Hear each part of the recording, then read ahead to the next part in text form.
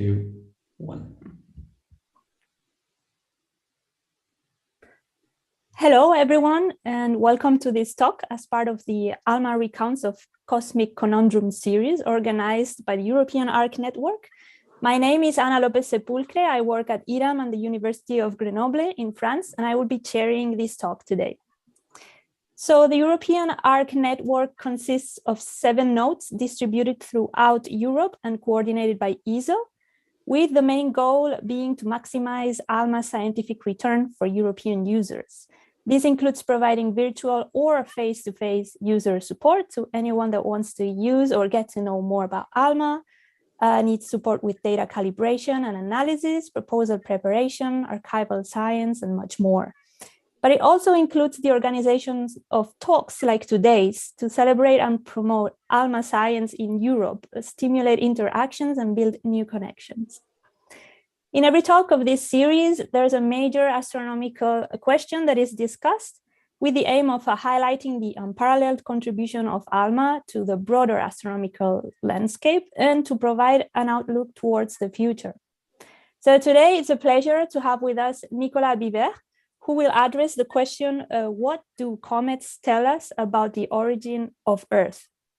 So Nicolas did his PhD at the University of Paris Diderot, which focused on the study of cometary parent molecules, and then followed with a JCMT fellowship at the University of Hawaii, a position in Paris where he worked for the Odin submillimeter satellite, and then a staff position at ESA in the Netherlands, where he worked in the Rosetta Science Operations team for a couple of years. And then he finally obtained a permanent CNRS position in 2002 to work in LESIA, Observatoire de Paris, where he is still working today. Nicolas is an expert in cometary science. For more than 20 years, he has conducted observations of more than 40 comets in millimeter to submillimeter wavelength range with multiple facilities that include the JCMT, the IRAM Observatory, CSO, APEX, and of course, ALMA. So we're all looking forward to learning more from him today and this topic. So Nicolas, whenever you're ready, the floor is yours.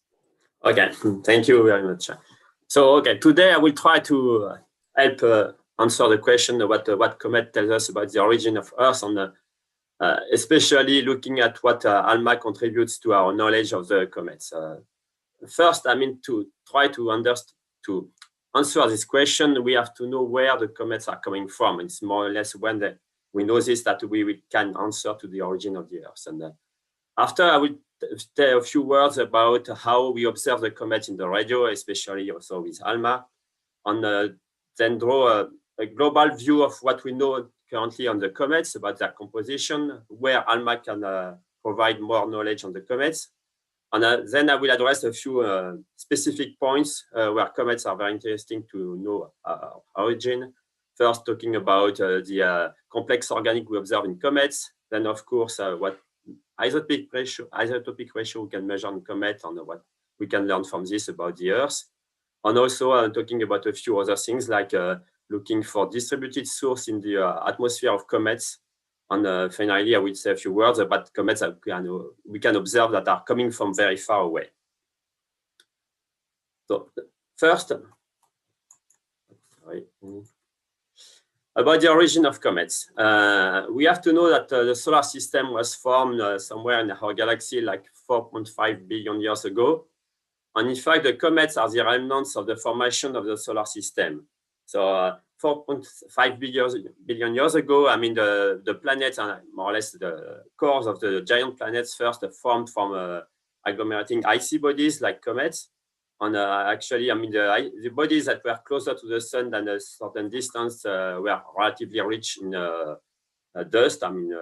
When they were closer than maybe 2 or 3 AU from the sun, in fact, they were inside what we call the ice line, the water ice line. So these bodies actually were not rich in ice, but most of the bodies we're interested in actually formed further away, somewhere between the water ice line, maybe beyond the CO2 ice line, up to the CO or N2 ice lines. And after, of course, a few tens of millions of years, cores of giant planets accreted these bodies, and then they accreted the gas, and then they started migrate first towards the sun, That's what we call, the grand track, model of explaining what happened in the very early stage of the solar system. So during this first migration, the bodies were already, shaped a bit. Some were ejected outwards, some were injected inwards. But then, this motion of the planets due to migration continued for several hundreds of millions of years, and maybe up to nearly 1 billion years, when then Jupiter and Saturn, after being in a 3-to-2 resonance close to the Sun, they moved outwards to the 2-to-1 resonance that may have happened somewhere between 500 and 1 billion years, 500 million years and 1 billion years after the formation of the solar system. But what is interesting for us is that this motion of the giant planet, perturbed a lot, the reservoir of comets. That is to say, what was left over after the formation of the giant planets. So it was initially what we call the initial Kuiper Belt, which contained several tens of Earth's masses. But at this point, when there was this strong perturbation, most of this reservoir was lost most of this material. The Kuiper Belt kept about 0.3% of its initial mass, and what was ejected, either went outside of the solar system, completely ejected, or part of these bodies, were injected towards the inside of the solar system. And actually, we can find, proofs of this, for example, on the moon, where what we call, the event of the late heavy bombardment, and especially on the Earth. Also, we estimate that a large amount of icy bodies fell on the Earth at that time. So that's the first probably input of materials from comets on the Earth. And for what we are interested in now, a fraction of these bodies were ejected to form what we call the Oort cloud, which is at the limit of the gravity of the Sun. So if we consider now what we have this inner disk of small bodies, what we call the Kuiper Belt, especially what we call the scatter disk, which is a part of this disk, which is beyond Neptune, roughly between, let's say, 30 and 50 AU from the Sun. And it contains maybe 2 billion of comets, larger than 2 kilometers in diameter. And another reservoir of comets is the Oort cloud, which may contain up to 500 billions of comets, and which is about the limit of the gravity field of the Sun.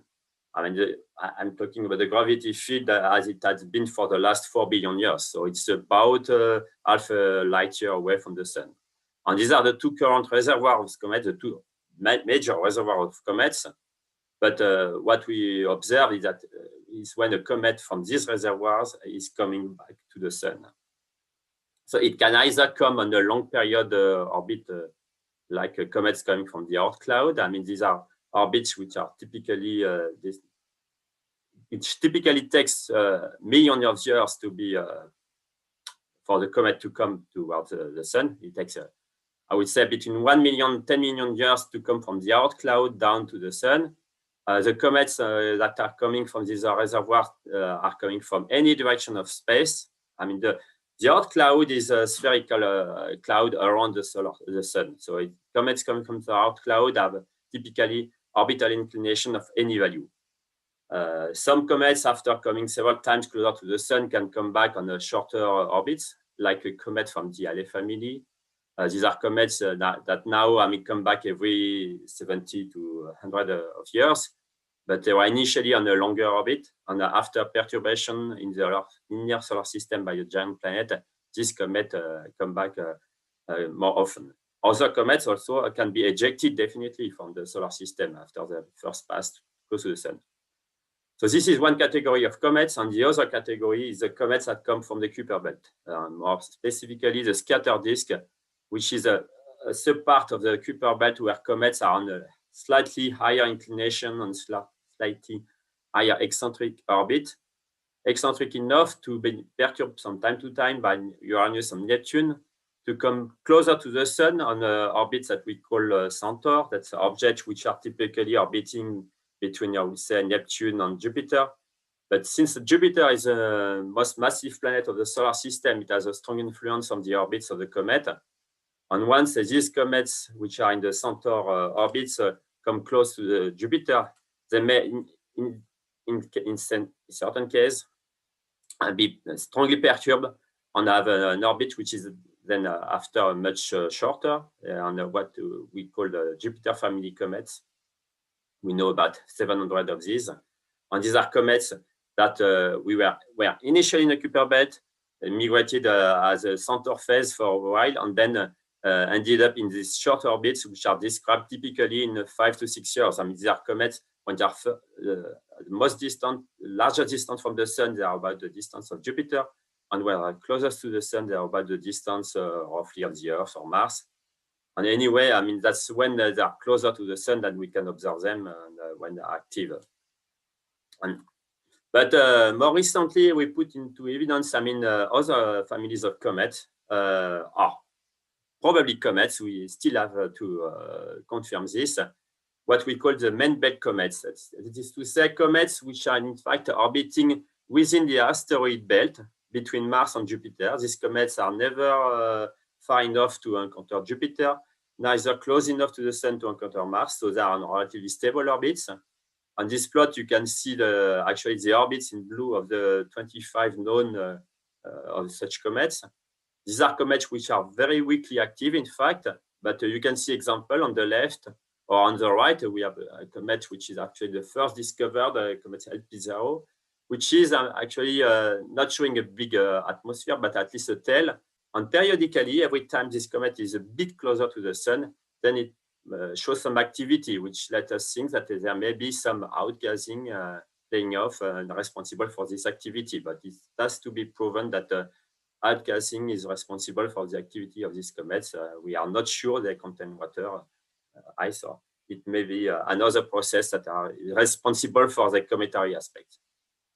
And lately, I mean, maybe you have heard about this. There have been 2 objects discovered that crossed the solar system but that were not from the solar system. First, the object called Oumuamua, which may be a comet, but we didn't show the usual, I mean, aspect of a comet. But at least in 2019, it was discovered the comet Borisov, which was clearly a comet. You see a picture taken by the Hubble Space Telescope on the left. And this comet was on a very high eccentric orbit, high eccentricity. The eccentricity was 3.4, which is many more times larger than typical eccentric orbit for a comet. And just to know what it means, a comet like Borisov took only 10,000 years to come from the Oort cloud down to the sun, which is 100 times shorter than the typical comet from the Oort cloud. And this comet was coming from somewhere in the galaxy. We did not identify from which star it could have come, but at least we know it comes from the galactic plane, from the direction of Cassiopeia. Now, what we do on a comet, how we investigate them, radiospectroscopy is probably one of the best means of investigating comets. What we observe actually is the gas as a comet is going closer to the sun. When a comet, which is composed, the nucleus of the comet is composed of a mixture of ice and solid phase. When it is close to the sun, I mean closer than 2 to 1.5 astronomical units, then the ices are sublimating, and then they release, of course, gases and dust.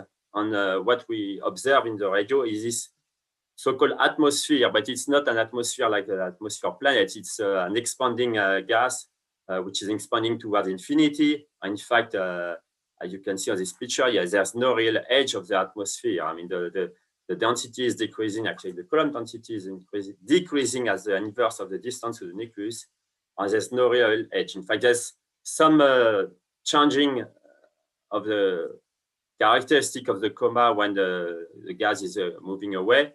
First, I mean, the molecules, what we call the parent molecules, which are directly coming from the sublimation of the ices, are destroyed by the solar radiation, by the ultraviolet solar radiation. They are either photoionized or photodissociated.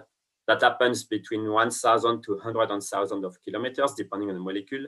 And then we have radicals or other products of dissociation of molecules. And eventually, we have also ions who are interacting with the solar wind. And this is what we investigate in the radio. The radio is one of the best techniques, I mean, to observe the molecular lines. actually the rotational lines of the molecule. So we can observe tens of them. And in addition, thanks to the very high spectral resolution of the heteroline technique, we can also resolve the line. And typically, you see an example of a line on the top right here, which is resolved. You see two peaks, and the two peaks are corresponding, in fact, to the gas, which is on one side moving away from us, from the nucleus, on the other side moving towards us. And actually, from this, we can precisely determine at which velocity the gas is ejected from the nucleus. And of course, thanks to the very wide band we have now with the various spectrometers, either the IRAM or the ALMA spectrometers, we can also observe several lines simultaneously. For example, mesonal lines. I have here an example of a series of lines that can tell us, what is the gas temperature close to the nucleus. And in fact, since the density is decreasing when the gas is moving away from the nucleus, we have other processes at play, pumping by the solar infrared, that contributes to the excitation of the molecule, and then all the process that contributes to the signal we observe in the radio. And in fact, when we are investigating the comets, we are observing the molecule in the atmosphere, and what we are measuring actually is the production rate of molecules. That is to say, how many molecules per second are ejected from the nucleus. Since it is a steady state process, it's not a fixed amount, it's just a constant production of several molecules. And then when we measure this production rate of each molecule, then we make the ratio between the various molecules. And then from this, we deduce the abundances of the molecules in the coma and hope to retrieve them for the nucleus. So what we know now, on average, from the composition of the comets from the investigation of the atmospheres. The main constituent is water ice, which sublimates, and when it sublimates, many other molecules come with water. Other molecules like CO2 or CO, which are fairly abundant, can also, sublimate and actually escape from the nucleus before water escapes. So that's what happens when the comet is further away from the sun than 2 or 3 astronomical units. But many other molecules have been discovered either from remote spectroscopy, mostly in the radio, also in the infrared, and also from in-situ mass spectroscopy. This picture is sort of drawing a status of what we know from the various molecules which are in the coma. So we have many molecules which are sulfur molecules and hydrocarbons and other, complex organics. On this picture, I've more or less highlighted some interesting molecules that were discovered recently, like a molecular oxygen, which was only discovered in situ by the Rosetta mission, or glycine, which was also only discovered in situ by the Rosetta mission or the Stardust mission toward the V2 comet, and many other molecules that are observed remotely or in situ, like those with a much lower abundance. In fact, if we want to make the ratio of the various molecules we observe, I said that on average, the main constituent is water, which is about 80% in number of the molecules in the coma. Then we have CO, CO2, which are up to 20% in some cases relative to water. O2, which may be 2 or 3%, which was only discovered actually in one comet up to now. And then we can group the molecules according to their main constituent. We have the nitrogen species, which are on average in total about 1%, dominated by ammonia. Then the organics, methanol, which can be from 1 to 6% relative to water in comets, which is the most important molecule. The sulfur molecule with a share between H2S, but also SO and SO2 can be fairly abundant, but the total is at maximum 1 to 2%. On the hydrocarbons, mostly methane, SN, and more complex hydrocarbons, representing also about 2% relative to water. That's the average, but that's for the gas. And of course, if we want to know what the comets are made of, we have to look also at the more solid phase, that is to say the dust. The only way to investigate the dust composition is to have a mission in situ. That was the case for the Rosetta mission, and especially the COSIMA instrument, which was collecting dust and analyzing the composition of dust. I may not go in detail, but roughly what we learned from this is that the dust is composed for half a mineral phase, mostly silicates, iron oxide and magnesium oxide, on an organic phase, which is mostly longer carbon chains, so long CH chains. And if we want to make the budget of the composition of the comet, so regarding elemental composition of carbon, nitrogen, oxygen, and sulfur, the gas is dominated by oxygen, especially from CO and water, and a bit of nitrogen and sulfur.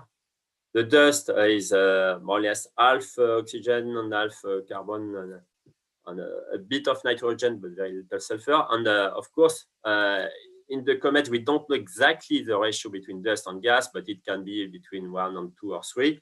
If we mix those two, components, we can get more or less what we expect to have from the protosolar composition, relatively looking at the carbon versus oxygen. But you see, there's an issue about the nitrogen. We expect much more nitrogen. We expected much more nitrogen from the protosolar environment, from actually the nebula, from where the planets on the comet were formed, but we don't find them into the two component gas and dust. There's about sulfur, there may be a slight deficiency, but it's not so critical. But one possible answer to this first issue, where is the nitrogen, which is not in the comet, is that we only observe up to now mostly what was actually the very refractory phase, the dust, or the very volatile phase, which was the ice. But there may be some other compounds, what I would call semi-refractory compounds, that may not be captured in the COSM instrument, but not seen in the gas phase. That's what I put here in violet. And these are semi-refractory compounds because they can sublimate at intermediate temperature. And in fact, with the Rosetta mission, we more or less discovered, I would say, one of these compounds, which can be the ammonia salts. We discovered them in two ways. First, from the spectroscopy, infrared spectroscopy of the surface, where you see on the left with the Vertis instrument this broad absorption band around 3.2 micron. And the best interpretation for this absorption band is that it's due to ammonium formate, NH4 plus COH minus.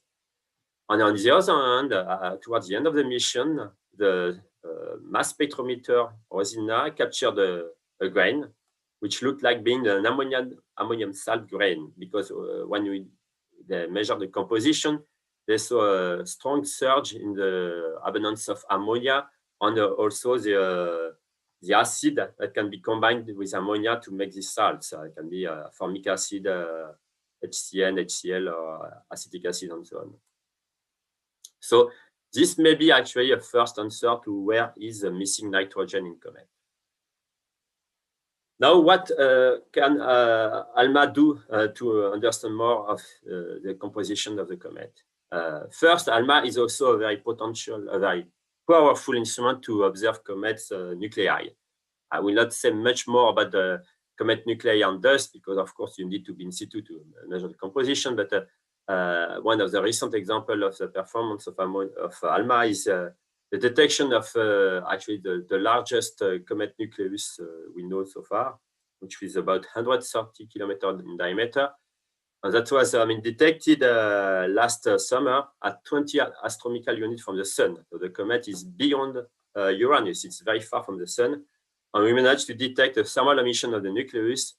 And thanks to the combination of this ALMA observation in extended configuration and optical observation, we are able to measure both the albedo, so the reflecting power of the nucleus, which is about 5%, and also the diameter of the comet. But of course, from the continuum, we see both the continuum from the nucleus and also from the dust cloud around the comet. This comet was so far from the sun at 20 astronomical units that its activity was very low. Actually, when it was discovered like 7 years ago, it was even further away, beyond Neptune, and then it was not active. Now it shows some activity, but what we see is mostly the continuum from the nucleus. But for comets closer to the sun, like those observed in between 2007 and 2015, and we observed first with Plateau de Bure, then NOEMA, and then also with ACA, a few comets. I give the example here in the comet arms on Hartley 2, 17P and 103P, which are periodic comets from the Jupiter family comets. And the other one is a comet coming from the Oort cloud. And for this comet, actually, we measured mostly the dust production of this comet. And with ALMA, we can characterize the dust production, ALMA or NOEMA, of these comets, especially looking at the larger dust grain that we don't see in the visible. But going back to the molecules, this is a typical example of what we do with ALMA. We can, at the same time as we observe the spectral emission, we also map the spectral emission in the atmosphere. And you can see on the top row, I mean, images, in fact, contours. In blue, you have the continuum for the dust. And with the contours, you have the strength of the line, HCN, then HNC, and then formaldehyde, H2CO. And you can see that it's well more peaked for in the case of HCN. And in fact, if you plot, I mean, the intensity versus the distance from the center of the comet, your flux, you can see that there's a sharper decrease for HCN than for the two other molecules. What it tells us is that HNC and formaldehyde, in fact, are mostly produced in the coma of the comet. They are not stored as ices of HNC of formaldehyde inside the nucleus. So thanks to the spatial resolution you get from ALMA, you can investigate where the molecules are coming from. So I will come back on this a little later. But you have to know that to do this, I mean, we have to choose also, I mean, the ALMA configuration, which is mostly appropriate. These are showing you some simulation of what signal you would expect from the various configurations of ALMA. On the top left, you have an example of HCN, a molecule that we saw just before. And from the left to the right, I've increased, I mean, the resolution, or this, if you want, the synthesized beam size. And for the highest resolution, or the most extended, I mean, configuration of ALMA, like in this case, I've gone up to the C7 configuration. Then the flux is very small because the atmosphere of the comet is relatively extended, so you will dilute a lot of the signal. So in fact, you need some relatively compact configuration to detect, I mean, the molecular emissions. In fact, in some cases, AK can be better than, for example, C43 or C44 configurations. But for other molecules like formaldehyde, which is produced in the coma, then the emission is extended. So, I mean, the largest configuration are even less adapted. You can see that in this case, I mean, you get a better signal to noise with AK than with the C3 configuration, for example. In fact, on this plot, I mean, the continuous curve you see here is a signal to noise you would get in 3 hours. So you can see that depending on the extension of the line, you have to choose which is the best configuration to detect the molecules. In fact, the highest flux is, of course, for the largest beam. So it's either what I call the OTF mode or what you call the total power mode. And of course, if we could, I mean, correlate all the antenna themselves, doing that just on-off, and adapt the 43 antenna, 12 meter antenna, we get a better, in fact, signal to noise, but with no resolution. So that's what I've put on the left, but it is not actually possible with ALMA currently. So now, going back to the question, what comets have brought to the Earth, the question is about complex organic. We have detected many molecules, and now up to 60 molecules have been detected in the atmosphere of comets. Half of them are being observed in the radio or infrared. This is an example of a number of molecules that were detected actually with IRAM in 2015 in a bright comet. And from these molecules, we have several complex organics that were observed in a few comets. And what tells us these complex organics is that, in fact, the composition of comets may not be so different from what we see in the nearby star-forming region. On this plot, you have the abundances of this complex organic relative to mesanol. We have taken a mesanol, which is observed in all the comets and many parts in the source, in the interstellar medium. So one is the reference. From black to light blue or green, that's different comets. And in red and yellow, you have places in the source, in the interstellar medium, where we have a star-forming region, the famous IRAS 16293 protostar, and also the L1157 protostar with this polar jet, where we expect, in fact, to see maybe ices similar to those of the comets sublimating. And what you see on this plot is that for most molecules, if we are looking only at the order of magnitude, in fact, the abundances relative to mesanol are about the same as what we observe in the interstellar medium. It means that probably, the comet have in their ices, heritage from this star-forming, in fact, the molecular cloud in which the solar system was formed. And it was probably not so much altered when the comet formed in our protosolar nebula. Another way to see this is to plot the abundances still relative to mesanol. In x-axis, the abundances measured in the RS 16293 object, and in vertical in comets. So I've taken the two brightest comets we have so far investigated: Comet Lovejoy in 2015, or Comet Hale-Bopp already more than 25 years ago. And you see that the abundances are relatively aligned along the line one-to-one, except maybe for CO, but this comet Lovejoy was depleted in CO, which was not the case for Hale-Bopp. So it means that the abundances are relatively similar. So from the first question we asked, so maybe comet, brought to the Earth, molecules that perform in the interstellar medium even before the sun. Another way to know if comet seeded the Earth is to look at isotopic ratios. I will start with a recent example of observation with ALMA. In fact, it was an observation done in a bit special way. In fact, Martin Cordiner used, some calibration data of comet observation when he used, in fact, the total power on the comet minus the total power on the quasar. To derive, the line that to make the spectrum. In fact, kind of what we could call a quasar switch on off. So you have the two lines that were observed: the HCN line on the left, HCN 423, the main line, and the isotopolog H13CN 423 on the right. And in black, you see the line detected using this mode. And in light blue, you have the line in the interferometric mode. And probably the configuration was a bit too extended at this time, when you can see on the simulation on the right. And if you are in configuration 43.4, in fact, you had only 28 antenna at this time, so in 28.4, then the signal to noise is lower than when you do a kind of on-off with all antennas.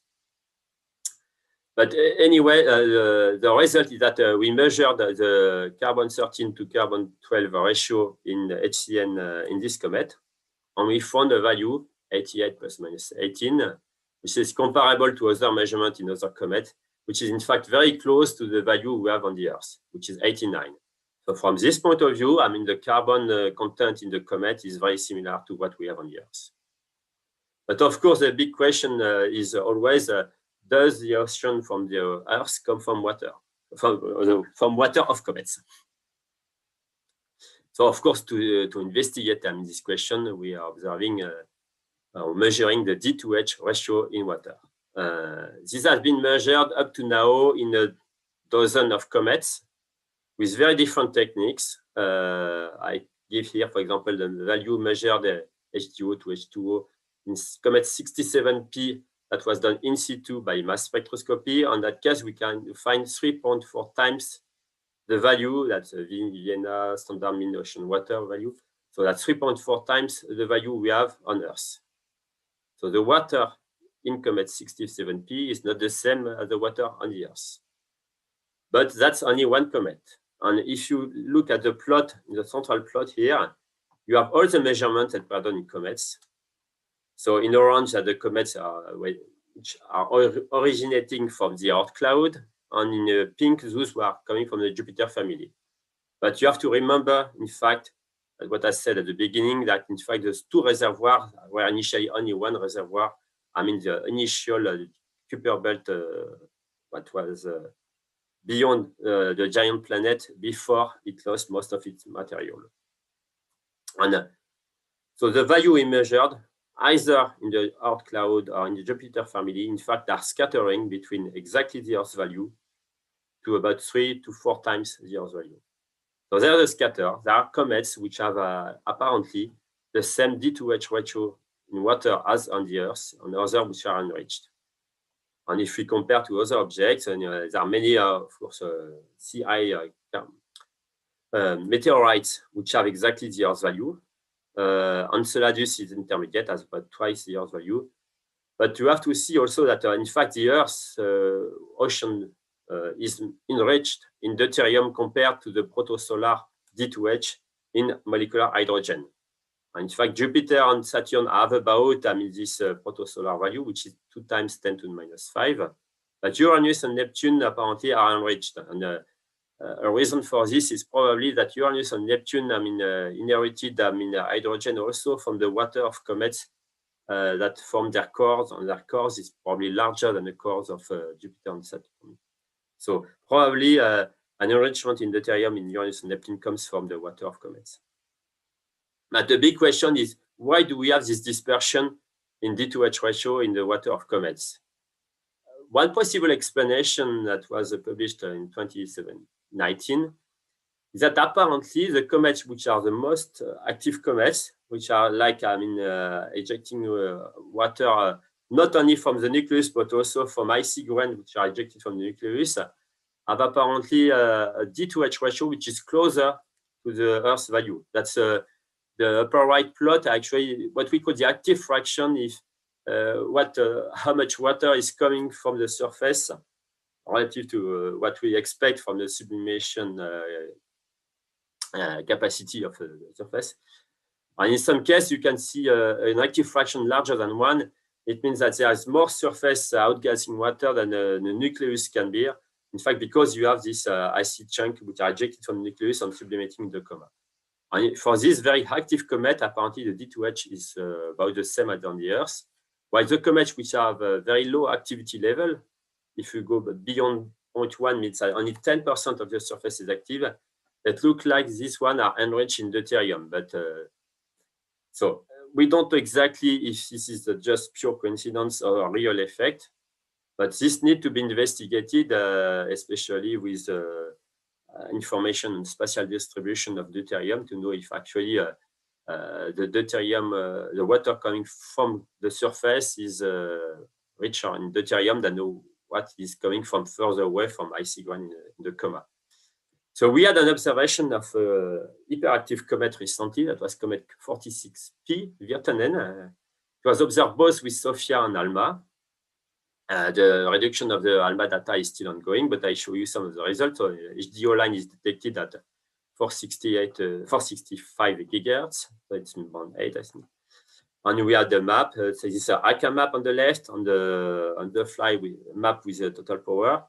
So it's detected not very high signal to noise, but it's detected with a relatively high spatial resolution. While on the other hand, with SOFIA, we had a much larger beam, which is about the size of the full slide. And apparently, we are finding a slightly larger, deuterium to hydrogen ratio with the ALMA data than with SOFIA. So it's still ongoing work, but may also go with the trend we observed before that probably water coming from the surface is richer in deuterium than the water coming from icy grain in the coma. We don't know yet if it's just a bias due to the sublimation process or to the observation, or if it's due to the intrinsic property of the comets, because probably some comets that were formed further away from the sun inherited more deuterium-rich water than those formed closer to the sun, because in the interstellar medium, we see very high enrichment in deuterium, and probably the ISM material that feeded, I mean, the protosolar nebula was richer in deuterium in the water phase, and there was some re-equilibration when the water was water ice was sublimating closer to the sun when the comet formed. So we may have comet rich and other poor in deuterium. But another issue is nitrogen. So on this plot, on the lower part, you see what I've shown before. It's also the deuterium to hydrogen ratio. But the top part shows you the nitrogen 14 to the nitrogen 15 ratio. So it has been measured mostly in ammonia or in H2 and HCN, but not much in molecular nitrogen, which is relatively deficient in comet. But what we see that on the Earth, this ratio is about 272. It's enriched in nitrogen 15 compared to the protosolar value, which is measured in Jupiter, and which is closer also to the ISM value, which is about 450. But in most comets, even in nitrogen in comet 67P, but this comet is relatively deficient in nitrogen, in molecular nitrogen, we see a value which is about 150. It means that there's twice more nitrogen 15 in comets than on the Earth. So the big question is then, if comet contributed to material brought to the early Earth, why don't we see the same nitrogen 15 to nitrogen 14 ratio in comets and in the Earth's molecular nitrogen? We don't know exactly the answer now, but as I said before, there's a deficiency in nitrogen in comets, so probably most of the nitrogen from the Earth did not come from comets. A specificity of ALMA is also its capacity to detect distributed source and actually to see molecules coming from not from the nucleus. So I've shown you this earlier on. In fact, we have measured the distribution of molecules in the coma. I mentioned earlier on HNC in the center, formaldehyde in the right. And in some comets, actually, all the molecules are following more or less the same distribution. That's the case in the right. That's comet Ison, but it was observed very close to the sun with ALMA. You can see in light blue that still HNC is a bit more extended than the HCN. HCN is in red, I think. It's not the case for formaldehyde. But from the left, the comet observed further away from the sun. As I mentioned earlier on, the spatial profile suggests that most of these molecules are produced in the coma. So these are not parent molecules, but the molecules which are a result of the dissociation of a larger parent. Actually, an hypothesis for formaldehyde, that formaldehyde could come from polyoxymethylene, which is a polymer of formaldehyde. And actually, I had a student working on this, and she made a thesis on the modeling, this distribution. So we have many observation comets of formaldehyde, some done just with mapping with single dish observatory, and also many observation with ALMA and ACA. And from this distribution, we determine that in most cases, you see in this central column that most of the molecules are in the distributed source. I put here, that's a ratio, which can be infinity, in fact, of the production rate of formaldehyde from the distributed source relative to what is produced from the nucleus. And when I've put infinity, it means, in fact, that there's no, the modeling does not allow any formaldehyde coming from the nucleus. But in some cases, you can have maybe up to 25% coming from the nucleus. But most of the formaldehyde, in any case, is produced from the distributed source in the coma. And in some cases, I've given the result to the right. Of the modeling, you see that the percentage of formaldehyde coming from the grains in the form of polymer can be between 0.5 and 2% relative to water, while the formaldehyde coming from the nucleus can be between 0.01 or nearly 0% to 0.3%. So most of the formaldehyde in the comet, in fact, is not formaldehyde in the nucleus. It's probably polymer or formaldehyde or some other source. It may be the case for HNC, and for CS or SO, we have also some question about where they're coming from.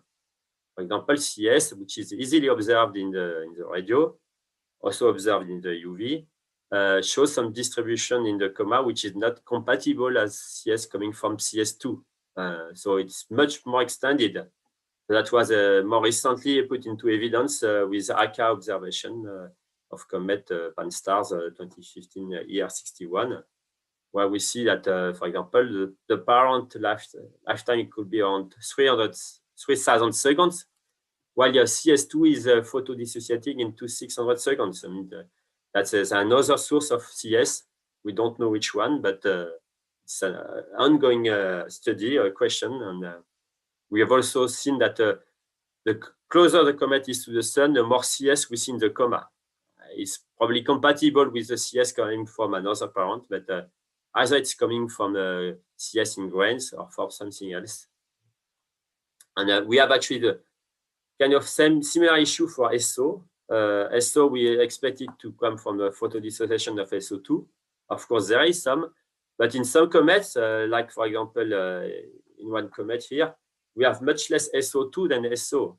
So even in comet 67P, close to the nucleus, these are measurements here done with Rosetta, at a distance where we don't expect SO2 to sublimate because the lifetime is relatively long. But we see already a significant amount of SO that cannot come from SO2. So there's another source of SO, probably with a relatively long lifetime. That was, for example, measured with Plateau de Bure in Comet Hale-Bopp in 1997, a lifetime which is longer actually than the lifetime of SO2. So there's still a lot of work to do, I mean, with interferometer to map these molecules in the coma of the comet to know where they are coming from and what is eventually, I mean, their parent source. So this shows you the evolution of CS relative to HCN as a function of heliocentric distance, and as I mentioned before. And the last question I want to solve eventually with ALMA is that this story about the salts, the possibility that salts are responsible, for example, for the abundance of ammonia, which is increasing in comets when comets are getting closer to the sun. This plot shows you ammonia relative to water in several comets as a function of heliocentric distance. And you see that when comets are close to the sun, they tend to have more ammonia in their coma than when they are further away. And a possible interpretation of this is that, in fact, we are seeing the sublimation of salts, which are releasing ammonia plus an acid. A recent example, I mean, the comet that was observed with ALMA last fall, I mean, the data are still under analysis. I mean, this comet showed first relatively abundant ammonia was detected with the Green Bank telescope at 23 gigahertz. At the same time, we observed, we detected formic acid with IRAM, and of course, probably with ALMA, but we are still reducing the data. And with ALMA, we have also spatial information, and the goal of this observation is to show if the spatial information tells us that, for example, formic acid could come from sublimation of ammonium formate, looking at its distribution in the coma. Just to finish with some other interesting observation we can do with ALMA is investigate how comets become active. I've mentioned a comet that was observed very far from the sun at the beginning. This is a case of a comet that was observed in 1995 to 2002 comet Hale-Bopp. And what we saw in this comet that beyond some distance from the sun, typically 3 or 4 IU, the activity of the comet becomes dominated by a sublimation of CO, comes from water to CO. And this is what we are currently investigating in another comet, comet pan-stars, which is now about 3.5 astronomical units from the sun, in which we have recently detected HCN, CO, methanol, and formaldehyde. And we are going to look at the evolution of this species to show if we are transitioning between the CO-dominated to water-dominated activity in this comet. And of course, it was also a big question when we managed to detect a comet Borisov with ALMA. Actually, we needed the sensitivity of ALMA. On this comet, we detected also CO and HCN. You have the map on the left. The top map is HCN on the top lower one is the CO. So we measure the CO to HCN ratio in this comet, as we did in many other comets of the solar system. These are the blue bars in this plot here. And you see the CO to HCN is generally between 1 and 100, the abundance in most solar system comet, but in comet Borisov, it was a bit higher, around 500. So it's marginally richer in CO than the solar system comet, but there's an exception. There's a comet 2016 R2, which is much richer in CO. I'll come back to this later. And in fact, it was very interesting to measure the composition of this comet, which is coming from outside our solar system. And we found it relatively enriched in CO and ammonia, but in fact, it's comparable to some comets of our solar system. Another thing we saw that, in fact, the CO to H to water ratio was varying with time. In fact, when the comet came close to the sun, the water peaked at the perihelion and decreased, and the CO kept on increasing. And in fact, it's not unusual because it was observed also in another comet from the solar system a few years before, the comet Garad, in which we saw the same similar trend. So it looks like that, I mean, this comet Borisov, in fact, is not so different from comets from our solar system. But I mentioned earlier on this special comet Pan-STARRS, which is a very special comet. It's a comet from our solar system, but this one is much richer in CO and in N2 also than most comets in our solar system.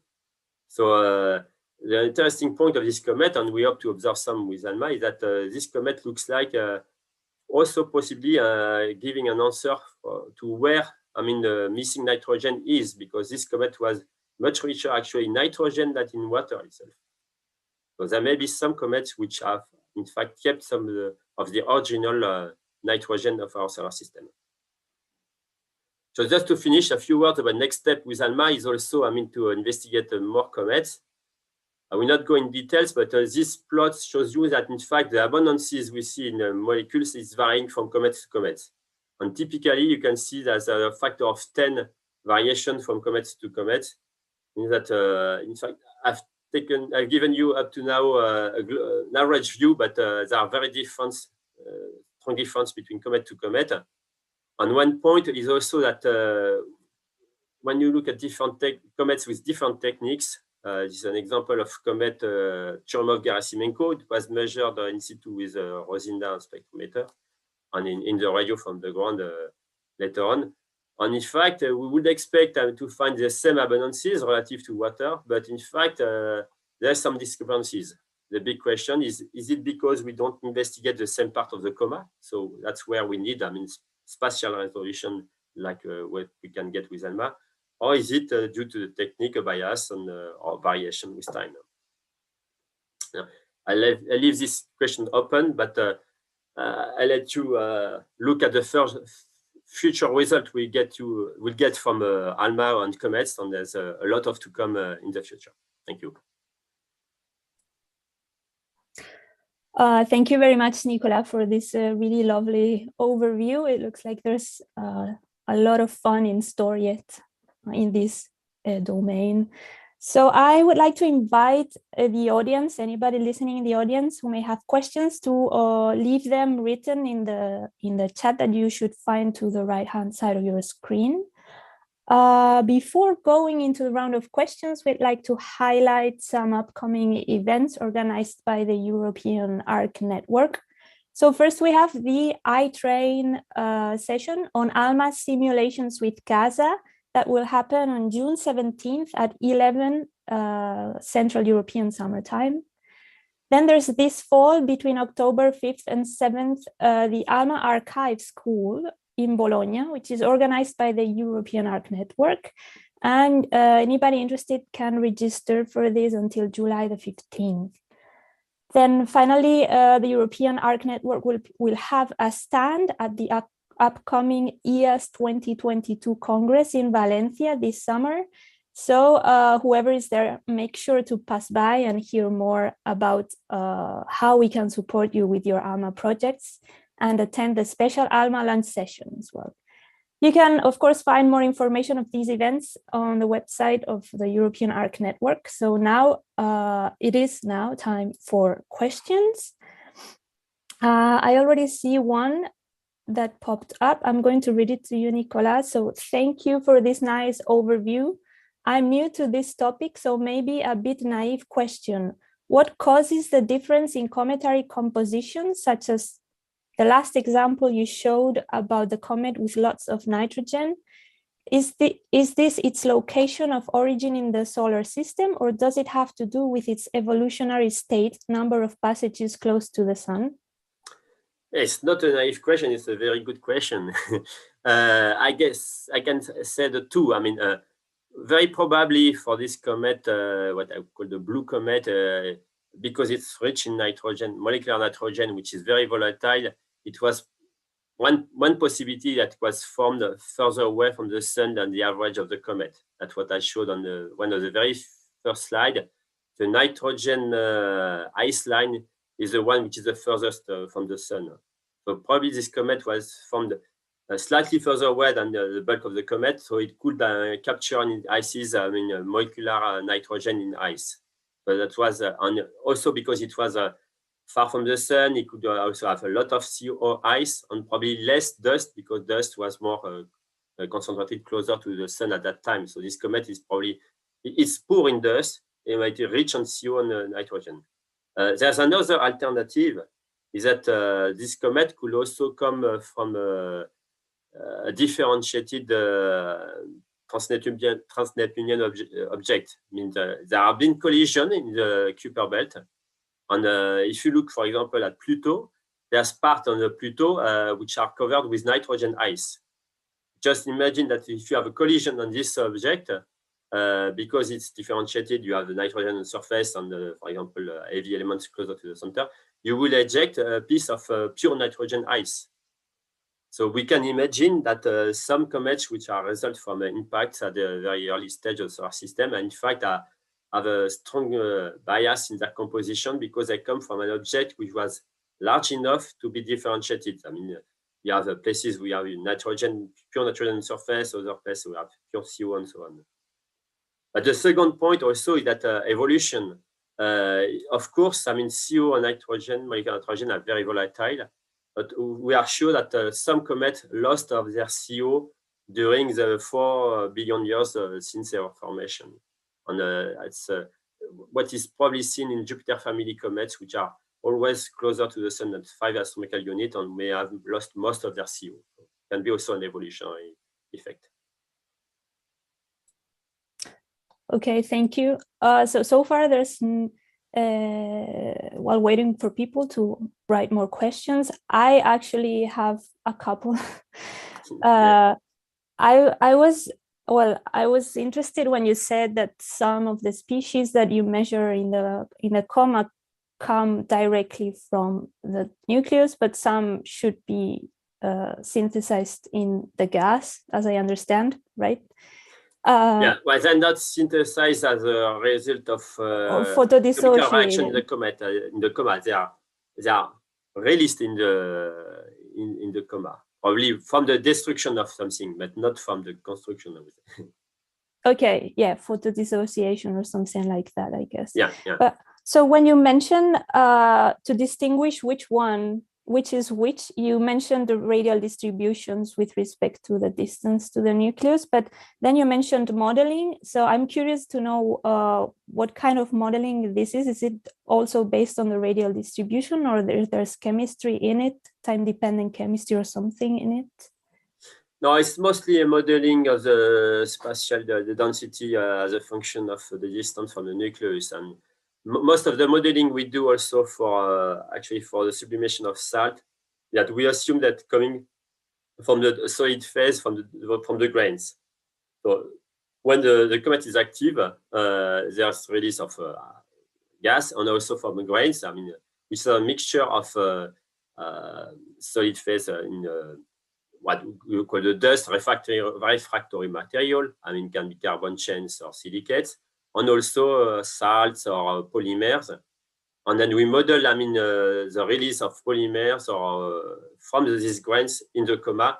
And from this modeling, we expect a distribution which is relatively specific. And it's not an easy modeling because we have to take into account the fact that the grains are superheated sometimes in the coma. That's why it's more easy to release, I mean, these molecules from destruction of polymers on the grains than from the nucleus. that's the basic of the modeling. But besides the destruction of polymers or sublimation of salts, there's not much, molecular reaction taken into account. Okay, thank you. I was just curious. I see another question in the chat. So there's merci for the interesting talk, Nicolas. I was wondering whether you can comment on what possible scenarios are being considered for the formation of HNC in the coma. And this last question is by Suzanne Wampfler. For HNC. Yeah, well, actually, it was a surprise first to detect HNC like 25 years ago, and because HNC is also observed in many other places in the interstellar medium, and even now it has been observed in the atmosphere of Pluto and Titan. There are two explanations. One is probably some reaction in the densest part of the coma when a comet is very active. We have seen, for example, in comet Hale-Bopp or comet ALMA, when it was an outburst, when the quantity of water that was ejected was very large, hundreds of tons, then the density may have enabled a reaction transforming HCN into HNC. And that there is evidence for this because the abundance of HNC in that case is larger than what we have in other comets. So that's certainly happening, and which explains also why HNC is not coming from the nucleus. But for the others, we don't have a very clear explanation. Some possibility was that HNC could come from either sublimation for another kind of polymer. It was HMT was investigated as a polymer of releasing both HCN and HNC. Another question is that you can form salts also, amino salts with CN, and maybe it will release HNC instead of HCN. So it's still under investigation. We don't have yet a precise answer on this. Okay, thank you. Okay, maybe one last question from myself, and maybe that gives time for another question from the audience in the meantime. I was just wondering, what's your take would you think about comparing directly the abundances between comets and interstellar medium? Like, for example, you showed several organic molecules ratios with respect to methanol. Is there any caveat that you would like to highlight in doing this direct comparison? Like I don't know, maybe the comets don't have pristine methanol or different formation of methanol in the two cases or something like that. Well, the comparison up to now is more or less comparison of orders of magnitude. I've said quickly at the end that in fact the abundances of most of the molecule can vary by a factor of 10. Just maybe some of this variation can be a bias due to the technique. Probably the variation is not so large, but from the order of magnitude, I would say it's okay. The other thing that it's possible that some of these complex organics are not exactly as complex organics in the ices. There may be some maybe formed also by a release of or even more complex organics that dissociate in the coma or whatever.